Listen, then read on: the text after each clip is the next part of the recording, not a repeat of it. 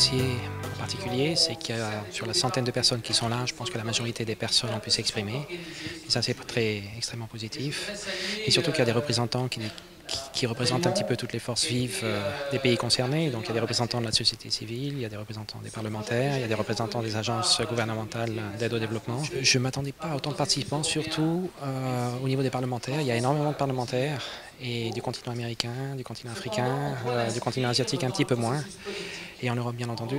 J'attendais de ce forum de faire un pas de plus vers une communauté des parlementaires qui pourrait être réunie autour d'une plateforme, une plateforme de plaidoyer pour le secteur de l'eau au sein des différents congrès qui sont représentés un petit peu partout dans le monde. La communication qu'on peut faire aux parlementaires, c'est de dire voter des budgets pour le secteur de l'eau. Il y a des communautés dans le Pamir Tadjik, à 3600 mètres d'altitude. Il y a des communautés dans la dans la région de Caramarca au Pérou.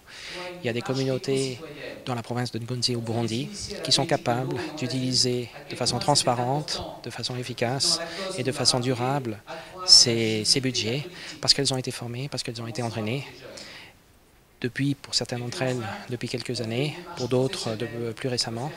Mais ayez confiance, ce que j'ai envie de dire aux parlementaires, c'est ayez confiance dans le secteur de l'eau, c'est un secteur professionnel, et investir dans le secteur de l'eau, ça entraîne beaucoup de bénéfices au niveau social, au niveau économique, au niveau environnemental, et finalement c'est tout bénéfice pour la société en général, pour la croissance économique, pour la stabilité politique, pour le développement social. Oui, je suis très confiant, mais je suis confiant à partir du moment où on change le paradigme de communication qu'on a dans le secteur de l'eau.